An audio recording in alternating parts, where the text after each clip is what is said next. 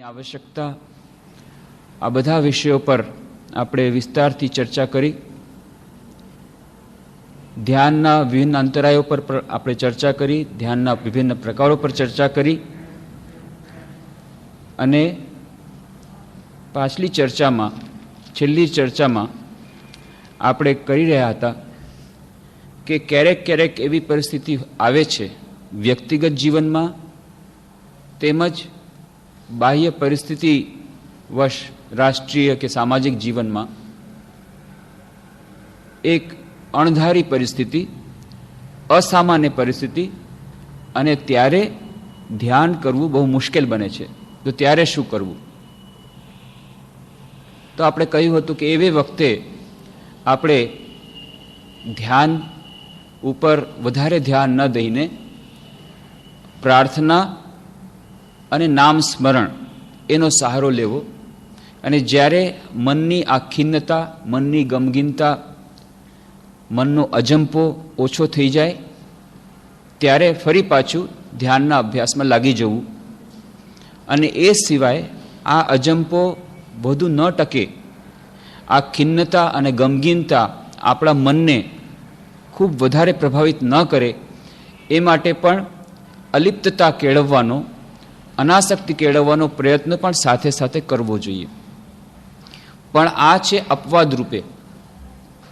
एक वार एक शिष्य स्वामी ब्रह्मानंदजी महाराज ने, श्रीमद स्वामी ब्रह्मानंदजी महाराज रामकृष्ण मठ मिशनना प्रथम अध्यक्ष, तो तेमने पत्र में लख्यु कि आवी रीते मन तो क्यारेक चंचल होय छे, ध्यान करवा तत्पर थतुं नथी, तो एवे वखते ध्याननो अभ्यास न करीने जो नाम स्मरण, प्रार्थना ए साधनाना बीजा उपायो जो अखत्यार करवामां आवे तेमां शुं वांधो छे?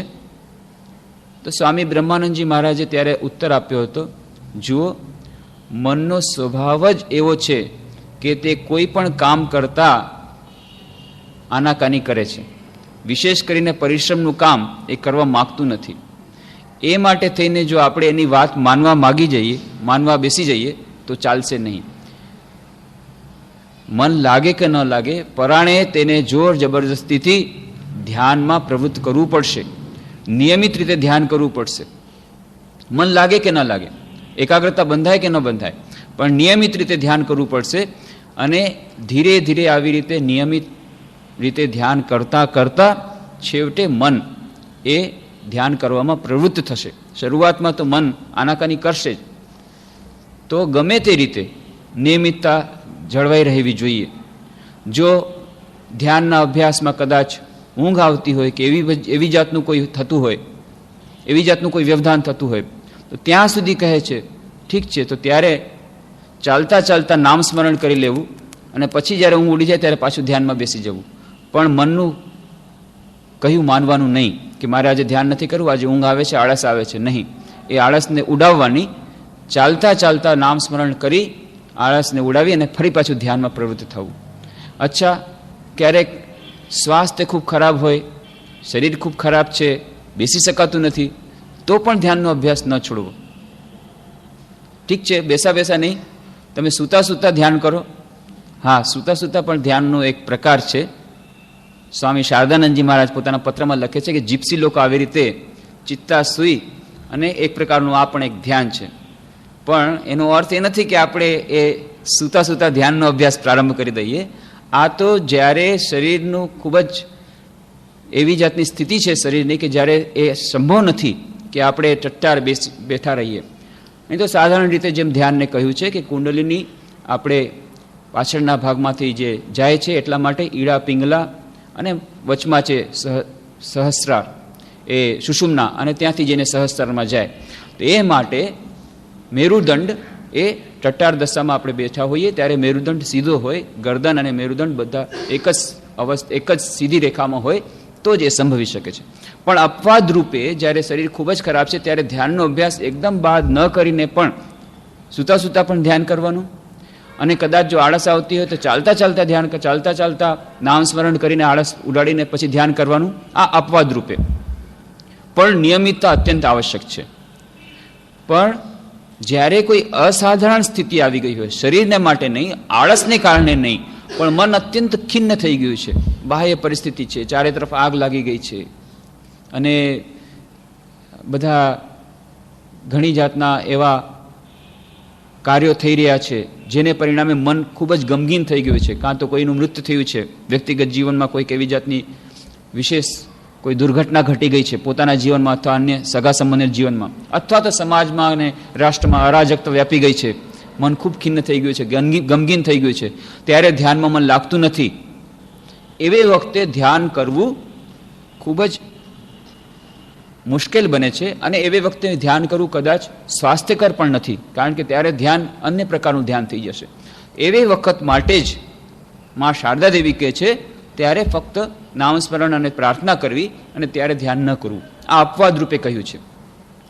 પણ ત્યારે એવી વખતે આપણે પ્રાર્થનાનો સહારો લઈ અને પ્રાર્થના દ્વારા જે પરિબળોએ આ દુર્ઘટના સર્જી છે અથવા તો આવી અરાજકતાની સ્થિતિ વ્યાપી છે એને દૂર કરવા માટે પ્રાર્થના કરીએ. જે લોકો એમાં ફસાઈ ગયા છે, જે લોકો એમાં આબદ્ધ થઈ ગયા છે એ લોકો માટે પણ પ્રાર્થના કરવી, પોતાના મનની શાંતિ માટે પ્રાર્થના કરવી, જે વ્યક્તિઓ આનાથી પ્રભાવિત થયા છે એમને મનની શાંતિ માટે પ્રાર્થના કરવી, અને થોડું અલિપ્તતાનો પણ અભ્યાસ કરવો. અલિપ્તતા, અનાસક્તિ, આનો અભ્યાસ દ્વારા જલ્દીથી જલ્દી આ પરિસ્થિતિમાંથી બહાર પોતાને લાવવાનો પ્રયત્ન કરવો અને ફરી પાછો ધ્યાનનો અભ્યાસ પ્રારંભ કરવો. અને ઉદાહરણ આપણે આપ્યું હતું, શ્રી કૃષ્ણ ભગવાન ધર્મક્ષેત્રે કુરુક્ષેત્રે, કુરુક્ષેત્રમાં એનાથી વધારે તો અશાંત વાતાવરણ, અરાજકતાનું વાતાવરણ, એનાથી વધારે પરિવેશ કયો ખરાબ હોઈ શકે કે 18 અક્ષોની સેના, આ મોટી મોટી બે સેનાઓ એકબીજાને વિરુદ્ધ લડવા માટે તૈયાર, અને શંખનાદ થઈ રહ્યો છે, ઘોડાની હણહણાટી થઈ રહી છે, ગર્જના થઈ રહી છે, હાથીઓ ગર્જના કરી રહ્યા છે. આવા બધા તુમુલ ધ્વનિની વચ્ચે અર્જુન જેવો મહારથી કહે છે હું યુદ્ધ નહીં કરું. આનાથી વધારે કઈ મોટી ઉપાધિ હોઈ શકે? શ્રી કૃષ્ણ ભગવાન સારથી છે, બીજી કોઈ વ્યક્તિ હોત તો કદાચ હાર્ટફેલ થઈ જાત કે ભાઈ અર્જુન જેવો, અર્જુન મહારથી એ કહે છે જે પાંડવોનો જે એકમાત્ર સહારો, અને એ કહે છે હું યુદ્ધ નહીં કરું. પહેલા તો ખૂબ કહે છે બહાદુરીપૂર્વક ત્યાં રથ સ્થાપિત કરો, વચમાં હું જોઈતા લઉં કોણ કોણ યુદ્ધ કરવા આવ્યું છે, બધા યોદ્ધાઓને જોઈ લઉં. યોદ્ધાઓને જોવા આવે છે પણ યોદ્ધાઓને બદલે જુએ છે પોતાના સસરાને, પોતાના જમાઈને, પોતાના પિતરને, ભાઈઓને, પિતરાઈ ભાઈઓને, આ બધું જોઈ અને આસક્તિથી મન પરિપૂર્ણ. અને પછી કહે છે ગાંડીવ રાખી દે છે, મારા પગ થરથર ધ્રુજે છે, હાથ થરથર ધ્રુજે છે, ગાંડીવ સંભાળી શકાતું નથી, અને પાછળ બેસી જાય છે કે હું યુદ્ધ નહીં કરું. આવી કપરી પરિસ્થિતિમાં શ્રી કૃષ્ણ ભગવાન શું કરે છે?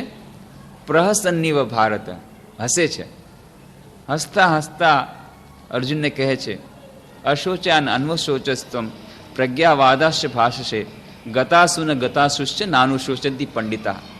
પંડિતો જેવી તું મોટી મોટી વાતો કરે છે, પણ પંડિતો ક્યારે પણ આ રીતે શોક કરતા નથી જે રીતે તું શોક અત્યારે કરી રહ્યો છે. એવી કપરી પરિસ્થિતિમાં પણ કેવી અલિપ્તતા મનની, અને આવી કપરી પરિસ્થિતિમાં આવા કોલાહલ વચ્ચે પણ આવી રીતે અલિપ્તતા રહી શકાય એનો આદર્શ આપણે સામે રજૂ કરે છે. આપણે કેટલા પ્રમાણમાં એને અપનાવી શકીએ એ અલગ વાત છે, પણ એક આદર્શ તો રજૂ કરવામાં આવ્યો કે હા, આની વચ્ચે પણ એ માનસિક સમતુલા જળવાઈ શકે, અને માનસિક સમતુલા જો જળવાય તો પછી ત્યારે જ ધ્યાનની પરિસ્થિતિ ઊભી થાય. તો આ માનસિક સમતુલા જળવવા માટે આ અલિપ્તતાનો પદ્મપત્ર મીમાંભસા જે શ્રી કૃષ્ણ ભગવાને સંદેશ આપ્યો અને પોતાના જીવનમાં પણ આચરીને બતાવ્યું, અને મહાપુરુષોના જીવનમાં પણ આપણે જોઈએ છીએ, શ્રી રામકૃષ્ણ દેવના જીવનમાં પણ જોઈએ છીએ કેવી જાતની અલિપ્તતા.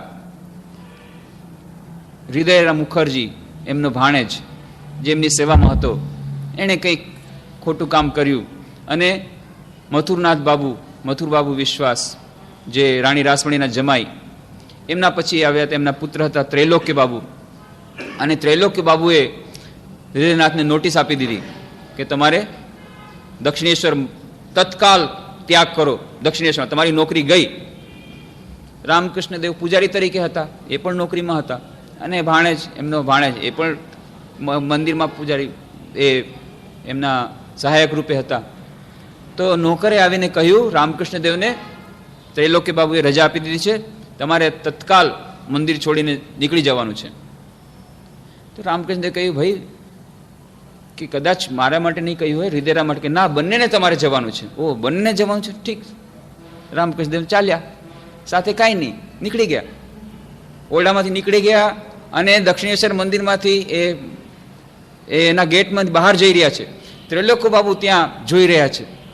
ત્રૈલોક્ય બાબુ જોઈએ, રામકૃષ્ણદેવ જઈ રહ્યા છે બહાર, શું વાત છે? પાછળ દોડીને ગયા કે બાબા ક્યાં જાઓ છો? કે તમારા નોકરે કહ્યું કે તમારી નોકરી પતી ગઈ અને તમારે હવે ત્યાગ કરવાનો છે, તો હું જઈ રહ્યો છું. અરે પાગે પડે, ના ના ના, તમારે માટે નહીં, હૃદય માટે કીધું તું, માફ કરી દો, માફ કરી દો. કાંઈ વાંધો નહીં, મારા માટે નહોતું ને, અચ્છા ચાલો. ફરી પાછા આવી ગયા, ચૂપચાપ, કોઈ મોઢા ઉપર વિકાર નહીં. જેમ રામચંદ્રજીને કાલે રાજ્યાભિષેક થવાનો છે, કોઈ પ્રસન્નતા મુખ પર, એટલી વિશેષ પ્રસન્નતા નથી, અને 14 વર્ષનો વનવાસ છે, કોઈ દુઃખ નથી. તો આ અલિપ્તતા, એનો આદર્શ એ મહાપુરુષો રજૂ કરે છે. આપણે જેટલા પ્રમાણમાં રહી શકીશું એટલા પ્રમાણમાં આપણા ધ્યાન માટે આપણું મન પ્રસ્તુત થશે. અને આજે બાહ્ય પરિસ્થિતિઓથી આપણું મન આકુળ વ્યાકુળ થઈ જાય છે, પછી એ વ્યક્તિગત જીવનમાં અસફળતાને કારણે હોય, કે કોઈ દુર્ઘટનાને કારણે હોય, કે કોઈના મૃત્યુને કારણે હોય, કે બહારની અરાજકતાને કારણે હોય, એ બધી પરિસ્થિતિઓ આપણને આકુળ વ્યાકુળ નહીં કરે. વ્યથિત તો જરૂર કરશે, પણ આકુળ વ્યાકુળ નહીં કરે. સ્વામી શિવાનંદજી મહારાજ, રામકૃષ્ણ મઠ અને મિશનના બીજા પરમાધ્યક્ષ, એ બેઠા હતા બેલુર મઠમાં પોતાના ઓરડામાં, અને ત્યારે એ એક સંન્યાસી આવીને કહ્યું, બધા સમાચાર આપ્યા. 1930ની વાત છે. ત્યારે ઢાકા ત્યારે ભારતમાં જ હતું. ભારતમાં એ ઢાકામાં હિન્દુ મુસ્લિમ વચ્ચે ખૂબ મોટો એ રાયટ થયું હતું, અને એને કારણે ઘણા લોકો માર્યા ગયા હતા. ખૂબ જ પરિસ્થિતિ કરુણ થઈ ગઈ હતી. અને ત્યારે રામકૃષ્ણ મિશન દ્વારા રિલીફ શરૂ થયું હતું. એ રાહત કાર્ય માટે પૈસા આવતા નથી. કે રાહત કાર્ય માટે કંઈ પૈસા આવ્યા? તો કે ના, હજી સુધી નથી આવ્યા. કે પ્રયત્ન કરો, આપણો પ્રયત્ન કરવાનો છે. અને ત્યારે સંન્યાસી કહ્યું કે મન ખૂબ જ ખિન્ન થઈ ગયું છે, આ બધું જોઈને, આ પરિસ્થિતિ જોઈને ધ્યાન કરવાનું થતું નથી, કોઈ મન લાગતું નથી. કેવી જાતના અત્યાચારો આ લોકોએ કર્યા છે લોકો ઉપર, જે લોકોનો કોઈ વાંક નથી, એના ઉપર આવા અત્યાચાર કર્યા છે. તો મન ખૂબ જ ખિન્ન થઈ ગયું છે. મહાપુરુષ મહારાજ કહ્યું, મન ખિન્ન કરવાનું કોઈ કારણ નથી. તમે તમારું કર્તવ્ય કર્મ કરીએ જાઓ. આત્મનો મોક્ષાર્થમ જગત હિતાય છે, એના માટે તમે આવ્યા છો, તમે તમારું કામ કરી જાઓ. કારણ કે એ જે મહાલીલા ચાલી રહી છે, એમાં તમે તો ફક્ત એક ઇન્સ્ટ્રુમેન્ટ છો, એક હથિયાર છો, એક યંત્ર સ્વરૂપ છો. એ યંત્ર દ્વારા તમે તમારા રીતે જેટલું કામ કરી શકો, રાહત કાર્ય તમે કરો, જેટલું લોકોનું ભલું કરી શકો કરો. અને રાહત કાર્ય માટે માં જ પૈસા મોકલાવશે. અને હજી એટલી વાત ચાલી રહી છે, ત્યાં કોઈ કે આવીને ખબર આપે, બીજા સંન્યાસી, કે કોઈ ફલાણા સેઠે 500 રૂપિયા આ રાહત કાર્ય માટે આપ્યા. તો જુઓ, કહેતો હતો ને માની લીલા કેવી છે. માં જ આ વિનાશ લીલા કરાવે છે, વળી માં જ આ રાહત કાર્ય માટે પૈસા પણ મોકલાવે છે. બધી માની લીલા છે. એ ઉચ્ચ સ્થિતિમાં આવવાથી કેટલી બધી અલિપ્તતા, કે ખરેખર તો આ બધી જે લીલા ચાલી રહી છે એ જગન માતાની લીલા, પણ એ આપણા મનને સ્વીકાર કરવા માટે ખૂબ જ મુશ્કેલ. એના માટે તો ખૂબ બહાદુરી જોઈએ. એટલે જ કહેતા હતા ને, મા કાલીનું રૂપ કેવું, કે એક હાથમાં સંહાર કરે છે, એક બીજે હાથથી વરદાન આપે છે. સૃષ્ટિ, સ્થિતિ, પ્રલય, આ ત્રણેય કાર્ય જગન્માતા દ્વારા ચાલે છે, ઈશ્વર દ્વારા ચાલે છે. આપણને સૃષ્ટિમાં તો મજા આવે છે, પાલનમાં મજા આવે છે, પણ સંહાર લીલા જ્યારે ચાલે છે ત્યારે એમાં આપણને એ ઈશ્વરની ઈચ્છા છે એ આપણે કોઈ પણ રીતે સ્વીકાર કરી શકતા નથી. પણ આ છે part and parcel of the game. સૃષ્ટિ, સ્થિતિ, પ્રલય, આ ત્રણેય મળીને સૃષ્ટિ થાય છે. તો માની લીલા આવી છે, જગન્માતાની લીલા. જે લોકો એ ઉપરની લીલા કરે છે, બધું ઈશ્વરની ઈચ્છા જો તમે સમજતા હો તો આ પણ ઈશ્વરની ઈચ્છા, પણ એ એક્સેપ્ટ કરવું બહુ મુશ્કેલ, એને મનમાંથી એને સ્વીકાર કરવો બહુ મુશ્કેલ. એટલા જ માટે સ્વામી વિવેકાનંદ એ જ્યારે ખૂબ નિરાશા સાંપડી, જીવનમાં દરેક ક્ષેત્રમાં નિરાશા, છેલ્લે એમના જીવનના અંતમાં ત્યાં ગયા હતા કાશ્મીર. 1901ની વાત છે. અને કાશ્મીરનો ટૂર કરી રહ્યા છે. ત્યાં કાશ્મીરમાં એમને ખૂબ ઈચ્છા હતી, ત્યાં એક રામકૃષ્ણ મિશનની સંસ્થા સ્થાપાય, બ્રાન્ચ સ્થપાય. બધા થઈ ગયા પ્રયત્નો, કોઈ કે જમીન દેવાની પણ વાત કરી, બધું થઈ ગયું, પણ બ્રિટિશ ગવર્મેન્ટે આવી અને બધું ખતમ કરી નાખ્યું અને એ સેન્ટર થવા ન દીધું. અને એ સિવાય પણ એમના ખૂબ જ અંગત એવા મિત્ર ગુડવિન માર્યા ગયા, એમના ખૂબ જ અંગત એવા મિત્ર કેપ્ટન સિવિયર માર્યા ગયા, બધા એક પછી એક માર્યા ગયા. એમના પોતાના મિત્ર એ ખેતડીના મહારાજા એ ત્યાં પડીને ઉપરથી પડીને મરી ગયા.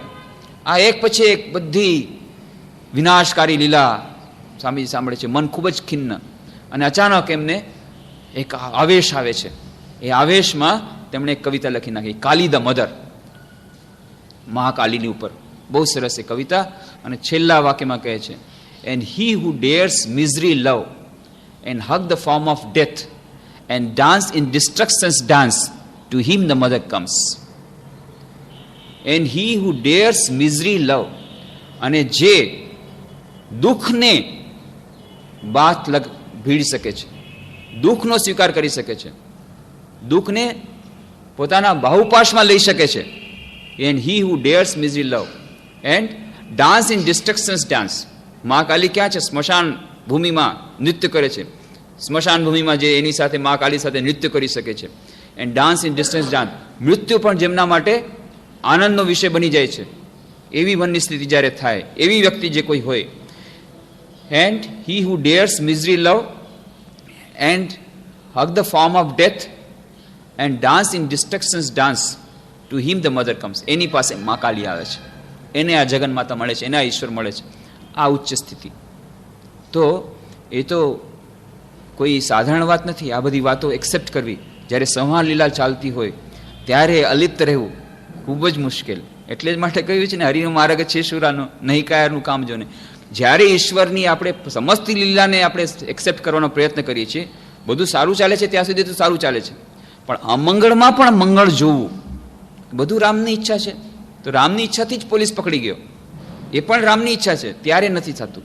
જ્યાં સુધી વેચાતું હતું સૂતર, આંટી વેચાતી હતી, માર્કેટિંગ સારું થતું હતું, સેલ સારું થતું હતું, ધંધો વેપાર સારું ચાલતો હતો, ત્યાં સુધી રામની ઈચ્છા. પણ જ્યાં નુકસાન થવા માંડી ગયું, અથવા તો ચોર પકડીને લઈ ગયા અને પોલીસ પકડીને લઈ ગયા અને જેલમાં નાખી દીધા, તો એમાં પછી રામની ઈચ્છા આપણે જોઈ શકતા નથી. અને ત્યાં જ આપણી ખામી છે, બહાદુરીની કમી. એ અલિપ્તતા નથી આવતી. ધીરે ધીરે અભ્યાસ કરવાથી આ જે પરિસ્થિતિ સર્જાય છે કે ધ્યાન કરવામાં આપણને, અરાજકતાની સ્થિતિમાં પણ ધ્યાન કરવા માટે આપણા મનને તૈયાર કરશે. ગમે તેવી સ્થિતિ બહાર હશે, વ્યક્તિગત જીવનમાં તો સામાજિક જીવનમાં, આપણે એનાથી પ્રભાવિત થવાનું નથી. આપણે પ્રયત્ન કરીશું, કારણ કે આ બધી માની લીલા છે. ઈશ્વરની ઈચ્છા માનતી તો ઈશ્વરની ઈચ્છા છે, માની લીલા માનતી તો માની લીલા છે. ઈશ્વરમાં અને મામાં ન માનતા હોઈએ અને ફક્ત જ્ઞાની હોઈએ તો બધું બ્રહ્મ, આ પણ બ્રહ્મની લીલા છે. અને જ્ઞાની માટે તો બ્રહ્મ સત્ય જગત મિથ્યા, બધું મિથ્યા છે, તો આ બધું પણ મિથ્યા છે. એના માટે તો હજી વધારે સારી સ્થિતિ છે. તો ગમે તે રીતે ફિલોસોફિકલી, દાર્શનિક રીતે આ અરાજકતાની સ્થિતિમાં પણ આપણે અલિપ્તતા કેળવવાનો પ્રયત્ન આપણે કરી શકીએ છીએ, આ દાર્શનિક રીતે એનો વિચાર કરીને. અને બીજી વાત એક આપણે કહી હતી કે આપણે જ્યારે ધ્યાન કરીએ છીએ તો મોટા ભાગના રૂપે આપણે જેમ કહ્યું કે નિરાકારનું ધ્યાન તો કઠિન હોય છે, તો સાકાર, સગુણ સાકારનું ધ્યાન આપણે કરવાનો પ્રયત્ન કરીએ છીએ. સગુણ સાકારનો પ્રયત્ન કરીએ છીએ તો એમાં પણ લીલા ચિંતન આપણને વધારે સહાયરૂપ થાય છે. એની વિસ્તારની ચર્ચા આપણે કરી. તો ઈષ્ટનું જ્યારે ધ્યાન કરીએ છીએ તો ઈષ્ટ વિશેની આપણી કલ્પના એ પણ મહત્વનો ભાગ ભજવે છે કે ઈષ્ટ વિશે આપણી કેવી કલ્પના છે. એ કલ્પનાને પણ જરાક ઊંચી કરવી પડશે, ઉન્નત કરવી પડશે. ઠીક છે, ધ્યાનની સરળતા માટે આપણે સગુણ સાકાર રૂપ લઈએ છીએ, મૂર્તિનું ચિંતન કરીએ છીએ, પણ ખરેખર એ તત્વતઃ શું છે? તો એ મનમાં લાવવાથી આ જે અરાજકતાની સ્થિતિ અથવા જે વિશ્વમાં જે ચાલી રહ્યું છે, જે કંઈ ઘટમાળા ચાલી રહી છે, એ બધી ઘટમાળ આપણા મનને એટલી બધી પ્રભાવિત નહીં કરી શકે, આપણે ધ્યાનની સ્થિતિને એટલી બધું બેકાબૂ નહીં બનાવી શકે. તો રામ ઉપર હું ધ્યાન કરું છું, એ રામ કોણ છે? ઠીક છે, બહુ સુંદર મૂર્તિ રામલલા, એનું હું ધ્યાન કરું છું. એ રામલલાની મૂર્તિ ખંડિત થઈ ગઈ તો મન ખિન્ન થઈ ગયું, સ્વાભાવિક છે. પણ એ રામલલા છેવટે કોણ છે એનું જો ધ્યાન રાખીએ તો મન આપણું મજબૂત રહેશે. શુદ્ધ બ્રહ્મ પરાત્પર રામ, કાલાત્મક પરમેશ્વર રામ. એ રામ કોણ છે? શુદ્ધ બ્રહ્મ પરાત્પર રામ. એ તો પરાત્પર રામ, એબ્સોલ્યુટ અખંડ સચ્ચિદાનંદ બ્રહ્મ, શુદ્ધ બ્રહ્મ છે, અખંડ સચ્ચિદાનંદ બ્રહ્મ, અનંત, infinite, beyond time, space and causation. સમય, સ્થળ અને કાળની મર્યાદાની ઉપર છે. અને એ જ્યારે કાળની મર્યાદામાં આવે છે ત્યારે કાલાત્મક પરમેશ્વર રામ, ત્યારે પરમેશ્વર રામ થાય છે. અને પરમેશ્વર રામ થયા એના પછી ત્રીજું સ્ટેપ છે દશરથ નંદન રામ, અયોધ્યાવાસી રામ. ત્યારે અયોધ્યા અને દશરથ નંદન આવ્યા. પહેલા શુદ્ધ બ્રહ્મ પરાત્પર રામ, પછી કાલાત્મક પરમેશ્વર રામ, અને પછી દશરથ નંદન રામ. તો દશરથ નંદન રામ એ ખરેખર તત્વતઃ તો શુદ્ધ બ્રહ્મ પરાત્પર રામ છે. એ તો સમસ્ત વિશ્વમાં વ્યાપ્ત છે. એટલું જ નહીં, સમસ્ત વિશ્વમાં જે વ્યાપ્ત છે, વિશ્વમાં જે વ્યાપ્ત એ પણ એનો એક અંશ જ છે. બાકી તો એનું જે અસલ સ્વરૂપ છે એ તો આ ટાઈમ, સ્પેસ એન્ડ કોઝેશન, સમય, સ્થળ અને કાળ, એ જે વિશ્વ જેને આપણે કહીએ છીએ, સમસ્ત બ્રહ્માંડ કહીએ છીએ, એ બ્રહ્માંડથી પણ પરે છે. ફક્ત પૃથ્વીમાં જે ચાલી રહ્યું છે એનાથી બ્રહ્મને શું લાગે વળગે? કેટલું મોટું એ જે અખંડ સચ્ચિદાનંદ બ્રહ્મનો એક જ અંશ કેવલ આ બ્રહ્માંડ થયો છે. એ બ્રહ્માંડમાં કેટલી બધી ગેલેક્સીઝ, એ લાખો લાખો કરોડો ગેલેક્સીઝમાંથી એક ગેલેક્સી, એ ગેલેક્સીમાંથી મિલ્કી વેમાં એક સૌર એ મંડળ, એ સૌર મંડળમાંથી એક ગ્રહ પૃથ્વી, અને એ પૃથ્વીના એક ભાગમાં કંઈ ચાલી રહ્યું છે. તો એનાથી શુદ્ધ બ્રહ્મ, નિર્ગુણ નિરાકાર બ્રહ્મને શું મતલબ?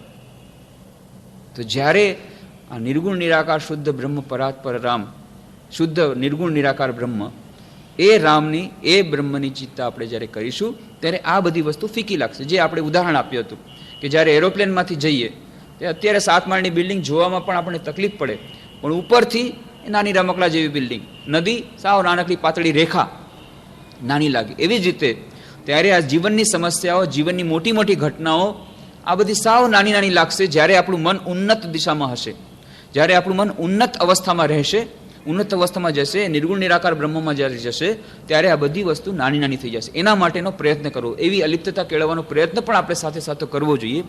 એ જાતનો પ્રયત્ન જો રહેશે તો આ ધ્યાનનો અભ્યાસ આપણો ત્યારે કોઈ પણ રીતે બંધ નહીં થાય. ભલે થોડોક એમાં વ્યવધાન થશે પણ વધારે વખત એ વ્યવધાન ટકશે નહીં.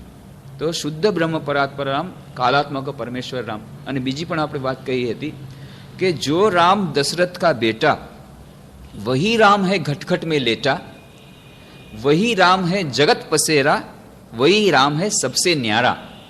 श्री रामकृष्ण देव आ खूब घणी वार आ शब्दों टांकता, खूब ज प्रसिद्ध वाक्य है. तो जो राम दशरथ का बेटा नंदन, दशरथ नंदन राम, एनी आपणे पूजा करिए, खूब श्रद्धा है, जरूर है. पण ए राम खरेखर कोण छे? शुद्ध ए जो राम दशरथ का बेटा, वही राम है घट घट में लेटा. दरेक घट घट में व्याप्त है. सर्वम खलविदम ब्रह्म. दरेके दरेक व्यक्तिनी अंदर ए राम बैठेला है. मात पिता बंधु सखा सवही राम राम. दरेक व्यक्ति में ए गमे ते जाति नो होय, गमे ते ज्ञाति नो होय, गमे ते धर्म नो होय, गमे ते देश नो होय, दरेके दरेक व्यक्ति में ए राम बैठेला है. ईश्वर सर्वभूतानां हृद्देशे अर्जुन तिष्ठति. हे अर्जुन, એ ઈશ્વર દરેકે દરેક વ્યક્તિના હૃદયમાં પેસેલા છે. એમાં એમ નથી કીધું બ્રેકેટમાં -100 ક્યાંય નથી કીધું. દરેકે દરેક વ્યક્તિના, ઈશ્વર સર્વભૂતાનામ, દરેકે દરેક ભૂતોમાં, દરેકે દરેક જીવોમાં, એ ગમે તે જાતિનો હોય, ગમે તે દેશનો હોય, ગમે તે ધર્મનો હોય, દરેકે દરેકમાં એ રામ બેઠેલા છે, મારા રામ બેઠેલા છે. દરેકે દરેકમાં મારા ઈશ્વર બેઠેલા છે. દરેકે દરેકમાં મારા ખુદા બેઠેલા છે. દરેકે દરેકમાં મારા અલ્લાહ બેઠેલા છે. દરેકે દરેકમાં મારા ગોડ બેઠેલા છે. એવી જાતની કલ્પના જ્યારે, એવી જાતની ધારણા જ્યારે પુષ્ટ થશે, ઈશ્વર વિશેની જ્યારે ધારણા સ્પષ્ટ થશે, ત્યારે પછી આ ઘટમાળાઓ આપણા મનને પ્રભાવિત નહીં કરી શકે. તો જો રામ દશરથ કા બેટા, વહી રામ ઘટ ઘટ में लेटा, वही राम जगत पसेरा. અને એ જગતના દરેક કણ કણમાં એ વ્યાપ્ત છે. કોઈ પણ જગ્યા એવી નથી કે જ્યાં આ ઈશ્વરનો આવિર્ભાવ નથી. ઘાસના તણખલામાં પણ રામકૃષ્ણ દેવે એક્સપેરિમેન્ટ પોતાના જીવનમાં પ્રયોગશાળામાં બતાવી દીધું કે એ ઘાસ ઉપર ચાલતા એમની છાતી પર જાણે પીડા થાય છે. તો ઘાસમાં પણ એ જ બ્રહ્મ છે. તો ઈશા વાસ્યમ ઇદમ સર્વમ યત્કિંચ જગતામ જગત.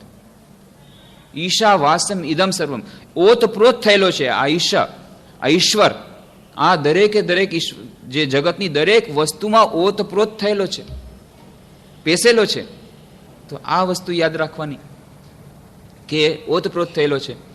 તો જો રામ દશરથ કા બેટા, વહી રામ ઘટ ઘટ में लेटा, વહી રામ જગત પસેરા, અને વહી રામ એ સબસે ન્યારા. અત્યંત મહત્વપૂર્ણ વાત છે. જગતના દરેકે દરેક વ્યક્તિમાં છે, દરેકના દરેક કણકણમાં છે, પણ એ સિવાય જે રામ છે હજી એક એનું થર્ડ ડાયમેન્શન શું છે? એનું ત્રીજું સ્વરૂપ શું છે? સબસે ન્યારા. આ જગતથી અલિપ્ત છે. Time beyond time, space and causation, absolute, infinite, અનંત બ્રહ્મ, શુદ્ધ બ્રહ્મ પરાત્પર રામ, શુદ્ધ બ્રહ્મ પરાત્પર. એ એનું અસલ સ્વરૂપ છે તત્વત. જો એ જ હોય તો જગતની કોઈ ઘટમાળ પછી એને સ્પર્શી શકતી નથી. તો આપણી ઈષ્ટ વિશેની ધારણા, પછી એ રામ હોય, કૃષ્ણ હોય, રામકૃષ્ણ હોય, તો રામકૃષ્ણના પણ 3 રૂપ. એક તો રામકૃષ્ણ કોણ છે? હા, કામારપુકુર નામના ગ્રામમાં, કલકત્તાથી 80 માઇલ દૂર કામારપુકુર નામનું ગામ, ત્યાં શ્રી રામકૃષ્ણ દેવે જન્મ લીધો. અને પછી કલકત્તામાં દક્ષિણેશ્વર મંદિરમાં એમણે આવી રીતે સાધના કરી. કાશીપુર ઉદ્યાન બાટીમાં એમને ગળામાં કેન્સર થયો અને એમણે પોતાનું શરીર ત્યાગી દીધું. આ એક રામકૃષ્ણ લીલા કરી, આ લીલા ચિંતન. તો એક આવ્યા, ઈશ્વર આવ્યા જગતના કલ્યાણ માટે. અચ્છા, બીજું એમનું રૂપ છે જે રામ, જે કૃષ્ણ, સહી રામકૃષ્ણ. રામકૃષ્ણ દેવ પોતે કહેલું છે કે જે રામ હતા, જે કૃષ્ણ, એ જ રામકૃષ્ણ, એટલે કે ઈશ્વર. તો ઈશ્વર તરીકે નિયંતા. પણ ત્રીજું એનું સ્વરૂપ છે અખંડ સચ્ચિદાનંદ બ્રહ્મ. એ જ રામકૃષ્ણ થયા છે, મારા રામકૃષ્ણ, મારા ઈષ્ટ રામકૃષ્ણ દેવ છે. એ કોણ છે? એ ફક્ત એ અહીંયા જે કામારપુકુરમાં જન્મેલા અને કલકત્તામાં કાશીપુર ઉદ્યાન બાટીમાં ગળામાં કેન્સરથી મહાસમાધિ પામેલા જ રામકૃષ્ણ નહીં. એ રામકૃષ્ણ દરેક જગ્યાએ વ્યાપ્ત છે, આજે પણ છે. દરેક જગ્યાએ વ્યાપ્ત છે, દરેક વ્યક્તિના હૃદયમાં એ રામકૃષ્ણ મારા છે. અને ત્રીજું, આ બધાથી પરે એ એબ્સોલ્યુટ બ્રહ્મ, એ જ રામકૃષ્ણ, એનું તત્વત રૂપ છે. તો આવી ધારણા જ્યારે દરેક વ્યક્તિને પોતાના ઈશ્વર પ્રત્યે, પોતાના ઈષ્ટ પ્રત્યે હશે, તો આ સંકીર્ણતા જશે, સંકુચિતતા જશે, અને હૃદયની સંકુચિતતા, સંકીર્ણતા જશે. મન જરાક ઉર્ધ્વે રહેશે અને ઈષ્ટ વિશેની ધારણા પણ ઉર્ધ્વે થશે. ત્યારે આ બધી સમસ્યાઓ, આ બધી નાની લાગશે. ત્યારે આટલું બધું આપણા મનને પ્રભાવિત નહીં કરી શકે. આ બહારની અરાજકતા, બહારની ઘટમાળાઓ આપણા મનને એટલું બધું વિચલિત નહીં કરી શકે અને આપણા મનને ધ્યાનની પરિસ્થિતિમાં રાખવા માટે આપણને સહાયરૂપ થશે. તો આ બધી ચર્ચા આપણે આ પહેલાં પણ કરી હતી કે જ્યારે આવી અરાજકતાની સ્થિતિ હોય, અસામાન્ય સ્થિતિ હોય, ત્યારે ધ્યાન જો ન થતું હોય તો ત્યારે ધ્યાનને બદલે પ્રાર્થના કરવી, જે લોકો એનાથી પ્રભાવિત થતા હોય. અને બીજું, સાથે સાથે અલિપ્તતા કેળવવાનો પ્રયત્ન કરવો. અને આ અલિપ્તતા કેળવવામાં આવી જાતે પોતાના મનને જરાક ઉર્ધ્વે લઈ જવા માટેનો પ્રયત્ન કરવો. ઈશ્વર વિશેની આપણી કલ્પનાને જરા વધુ ઉન્નત બનાવી. આ બધા પ્રયત્નો દ્વારા જલ્દીથી જલ્દી આ પોતાના મનને ઘટમાળાઓથી અલિપ્ત કરી અને ફરીથી ધ્યાનને અનુરૂપ બનાવી અને પછી ધ્યાનના અભ્યાસમાં પ્રવૃત્ત થવું. તો આવી રીતે આપણે એ અસામાન્ય સ્થિતિના ધ્યાનની વાત કરી. બીજી વાત આપણે જે પ્રારંભ કરી હતી કે પતંજલિએ જે કહ્યું હતું કે એકાગ્રતાના ધ્યાનમાં જે બાધક તત્વો છે એની આપણે વિસ્તારની ચર્ચા કરી હતી એક સૂત્ર દ્વારા. તો જે મોડર્ન સાયકોલોજિસ્ટ, આધુનિક મનોવૈજ્ઞાનિકો, એ લોકો શું કહે છે? એકાગ્રતામાં કયા તત્વો બાધક છે એકાગ્રતાના ધ્યાનના અભ્યાસમાં? તો એ માટે પણ જે વિભિન્ન એક્સપેરિમેન્ટ્સ થયા સાયકોલોજિસ્ટ દ્વારા, એમાં એમણે 2 કે 3 વસ્તુઓ કરી છે. અને આપણે જોઈશું કે જે વસ્તુ પતંજલિ કહે છે એના જુદા શબ્દોમાં, એને જ જાણે કે અનુરૂપ એ બધી વાતો સાયકોલોજિસ્ટ કહે છે. પહેલી વાત તો એ લોકો કહ્યું છે, એ લોકો કોન્સન્ટ્રેશનનો અને અટેન્શન બંનેને એક જ સંજ્ઞા આપે છે. જો કે બંનેમાં થોડુંક અંતર છે, પણ આપણે એ અંતર તરફ નહીં જઈએ. અટેન્શન, જે ધ્યાન આપણે કહીએ છીએ કે તમારું અટેન્શન ક્યાં છે, એને અને કોન્સન્ટ્રેશન, એ બંનેમાં એ લોકો એકાગ્રતા, એ બંનેમાં એ લોકો તફાવત કરતા નથી મોડર્ન સાયકોલોજીસ્ટ. પણ ખરેખર તો કોન્સન્ટ્રેશન, એકાગ્રતા એક વધારે મહત્વનો અને વધારે વિશાળ એક એનો અર્થ થાય છે. પણ આપણે અટેન્શનના અર્થમાં પણ જો લઈએ તો પહેલી વાત તો એમ લોકો કરી, fluctuation of attention is more rapid and varied in the state of fatigue. આ એમણે એક્સપેરિમેન્ટ કરીને કહ્યું કે આજે એક એક્સપેરિમેન્ટ કરીને એમ લોકો કહ્યું કે અટેન્શન, જેને આપણે એકાગ્રતા કહીએ, કે મનનું ધ્યાન દેવાની જે પ્રવૃત્તિ, એ પ્રવૃત્તિમાં એ લોકોએ જોયું કે જ્યારે કોઈ વ્યક્તિ શ્રમથી થાકી ગયેલી હોય, પરિશ્રમથી થાકી ગયેલી હોય, ત્યારે એનું અટેન્શન વધારે ફ્લક્ચ્યુએટ થાય છે. આ એક વસ્તુ તો એની આપણે વાત કરી હતી કે આ પણ એક બાધક તત્વ છે. જ્યારે શરીર થાકેલું હશે અથવા મન થાકેલું હશે, તો જ્યારે શરીર અને મન થાકેલા હશે ત્યારે આ અટેન્શન, એકાગ્રતા આપણી ફ્લક્ચ્યુએટ કરશે. એકાગ્રતા, મન એકાગ્ર કરવામાં જરાક મુશ્કેલી પડશે. આ પહેલી વાત. તો એ પતંજલિ જે કહ્યું એની સાથે મળી જાય છે. બીજું, we can attend to only one thing at a time because attention is unitary factor. Experiment McDowell's disc apparatus. McDowell's disc apparatus, એમણે એક્સપેરિમેન્ટ કર્યો મેકડોગલ ડિસ્ક એપરેટસ દ્વારા, અને એણે બતાવ્યું કે આ જે અટેન્શન છે એ યુનિટરી ફેક્ટર છે, સિંગ્યુલર ફેક્ટર છે. એટલે at a time you can attend to only one thing. Attention can be paid to only one thing. ના, અમને તો રેડિયો સાંભળતા સાંભળતા જ અમારી એકાગ્રતા વધે છે. ખોટી વાત. જો કોઈ કહેતો કે ના, કોઈ વિદ્યાર્થી કહે છે ભણવામાં જ્યારે અમારે રેડિયો ચાલતો હોય, ફિલ્મી ગીત વાગતા હોય, ત્યારે અમારે ભણવામાં સરસ મન લાગે છે. એ ખોટી વાત છે. એક્સપેરિમેન્ટ દ્વારા પુરવાર થઈ ગયું છે અટેન્શન ઇઝ ઓલવેઝ સિંગ્યુલર. તો તમારું અટેન્શન ક્યારેક તમારા મનને તમે પોતાની જાતને તમે છેતરવા માટે, બીજાને છેતરવા માટે તમે કહી શકો કે ના અમારું મન એકાગ્રતામાં થાય છે, પણ નહીં. Attention is always unitary factor. At a time we can attend to only one thing. પણ ના, અમે તો કરીએ છીએ બીજું કામ. કેમ તમે કહો છો? હા, અમે નીટિંગનું કામ કરીએ છીએ, બહેનો કરે છે, સ્વેટર વણવાનું કામ કરે છે. હા, mechanical jobs can be done. Mechanical jobs આનો અર્થ જ છે જે ઓટોમેટિક કામ થતું હોય ત્યાં અટેન્શનની જરૂર નથી, એટલે થઈ શકે છે. પણ અટેન્શન ઇઝ યુનિટરી ફેક્ટર. જ્યાં તમારો માન લો સોય તમારે ઊનમાં એ કરીએ છીએ, કાંતવીએ છીએ, અને કદાચ ભૂલથી આંગળીમાં લાગી ગઈ સોય, તરત જ તમારું અટેન્શન ત્યાં આંગળી તરફ જશે ને એટલા વખતે પાછું તે ભણવામાં મન નહીં રહે.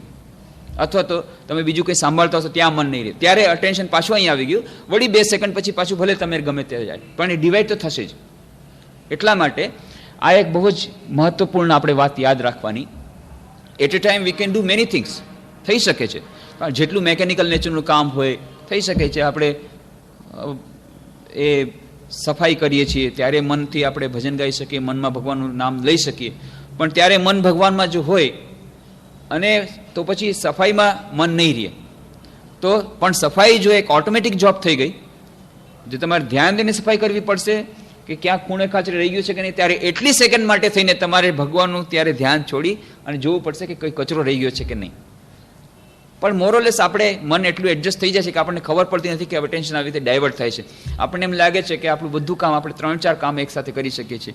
લખવાનું કામ કરી શકીએ છીએ, આ તરફ વાતચીત પણ કરીએ છીએ, ટેલિફોન ઉપર બધું થઈ રહ્યું છે. પણ ત્યારે આપણું જે અટેન્શન ડિવાઈડ થવાથી એનું કોન્સન્ટ્રેશન, એની એકાગ્રતા ભંગ થાય છે. અને એકાગ્રતા ત્યારે શું છે, ફ્લક્ચ્યુએટ કરતી હોય છે.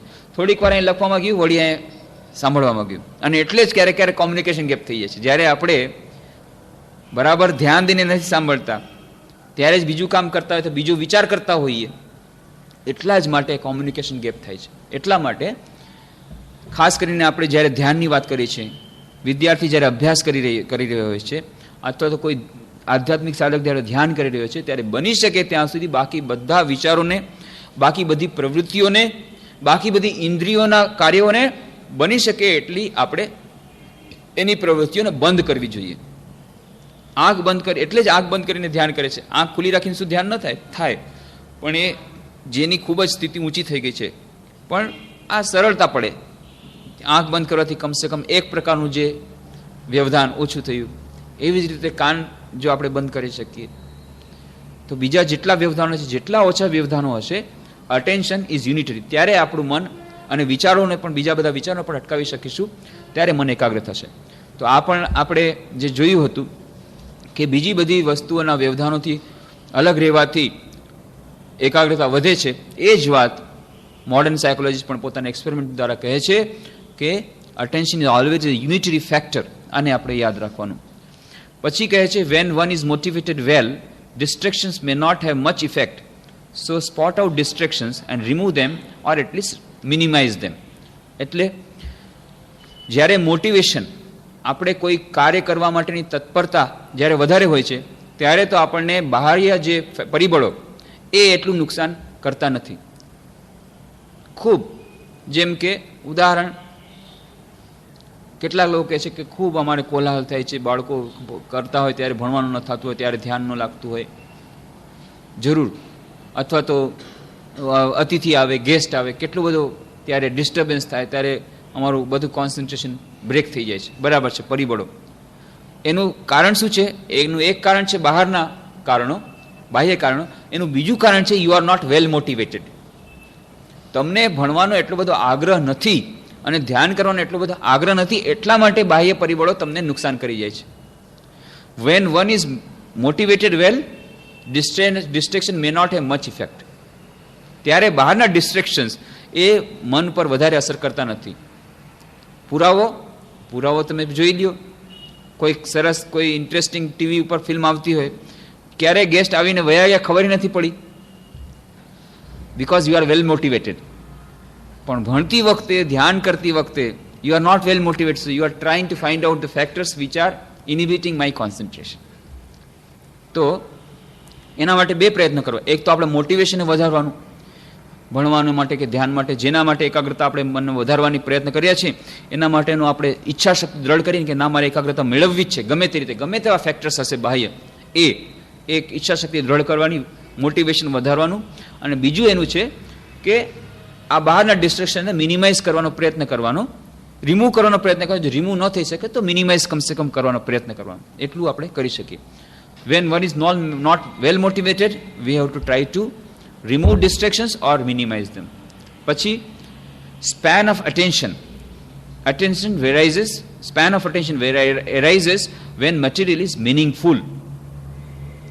Span of attention એટલે આપણે એક વસ્તુની ધારણા જે કરી શકીએ એક સાથે, એ ધારણા કરવાની જે શક્તિ છે, એ ધારણા કરવાની શક્તિ, span of attention increases in proportion to the material is meaningful or not. તમે, આપણે એનું ઉદાહરણ છે કે મોટરકારનો નંબર કોઈ દિવસે 4 નંબરથી વધારે નથી આપતા. કેમ? સ્પાન ઓફ અટેન્શન નંબર છે એ મિનિંગફુલ નંબર નથી આપણા માટે, કોઈ એની સાથે આપણા જીવન સાથેનું તાદાત્મ્ય નથી. અને એટલા જ માટે જ્યારે એ નંબર સાથે આપણું જે કનેક્શન નથી અને આપણા માટે એની કોઈ મિનિંગ ખાસ નથી, એટલા માટે એક સાથે આપણે 6 નંબર વાંચવામાં આપણને તકલીફ પડશે, કારણ કે span of attention is very limited. પણ જ્યારે મિનિંગફુલ હોય ત્યારે સ્પાન ઓફ અટેન્શન ઇન્ક્રીઝીસ. એટલા જ માટે આનો ફાયદો ઉઠાવીને, આ સાયકોલોજીસ્ટની જે આ ખોજને ફાયદો ઉઠાવીને જ એ લોકો મોટરમાં, ગાડીમાં નંબર આપે, પ્લેટમાં 3 કે 4 નંબર, એનાથી વધારે નંબર નથી આવતા, કારણ કે span of attention is limited. પછી હવે કયા કયા ફેક્ટર્સ, કયા કયા પરિબળો આપણે આ એકાગ્રતામાં બાધક સ્વરૂપ નીવડે છે અથવા એકાગ્રતામાં આપણને સહાયરૂપ નીવડે છે, એના માટેની ચર્ચા જેમ આપણે પતંજલિ અનુસાર કરી, મોડર્ન સાયકોલોજીસ્ટ અનુસાર કરીએ તો ત્યાં અવિનાશમ લિંગમ ગર્લ્સ હાઈસ્કૂલ છે, અવિનાશ લિંગમ ગર્લ્સ હાઈસ્કૂલ ત્યાં કોયમ્બટુરમાં, એ લોકોએ એક્સપેરિમેન્ટ કર્યો. 108 બહેનોનો એ લોકોએ, એ અલગ 11મા ધોરણની બહેનોનો એ લોકોએ કર્યો. જો કે આ વિદ્યાર્થીઓ માટેના જે કોન્સન્ટ્રેશન માટેની જે એક્સપેરિમેન્ટ કરવામાં આવ્યા, પણ આધ્યાત્મિક સાધકો માટે પણ એ જ પરિબળો, એ જ પ્રિન્સિપલ્સ, એ જ સિદ્ધાંતો કામ કરે છે, એટલે આપણે એને પેરેલલ લઈ રહ્યા છીએ.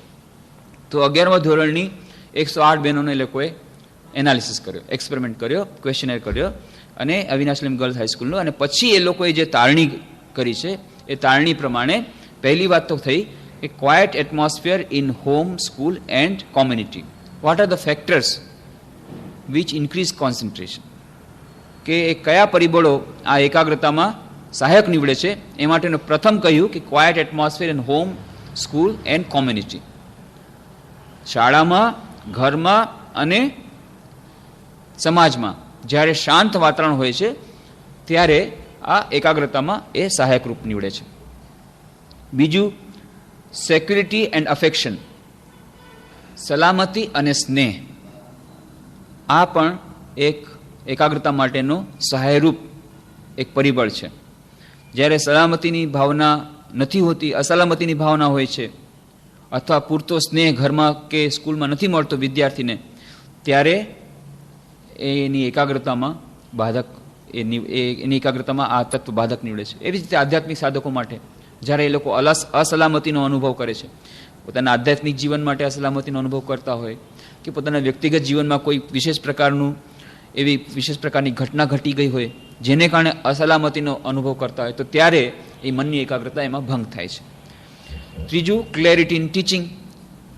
આ સ્ટુડન્ટ્સ માટે વિશેષ કરીને કે જે શિક્ષણ એ પણ એ જે શિક્ષા જે આપવામાં આવી છે, ક્લેરિટી, એમાં કેટલા પ્રમાણમાં એ શિક્ષા સારી રીતે આપવામાં આવી છે એના ઉપર પણ મનની એકાગ્રતાનો પ્રભાવ પડે છે.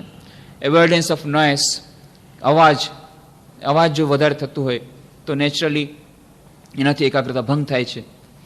અને freedom from distracting guest and neighbours, કે પાડોશી અવરજવર કરતા હોય અને અતિથિઓ અવરજવર કરતા હોય, એને લીધે પણ આ વિદ્યાર્થીઓમાં મનની એકાગ્રતાનો પ્રભાવ પડ્યો છે. આવી જાતને એ લોકો કર્યું.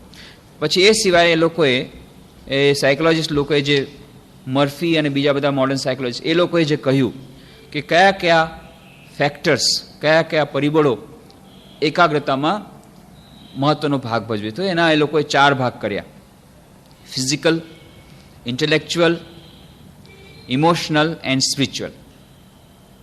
આ 4 પ્રકારના પરિબળો, 4 kinds of factors which affect concentration of mind.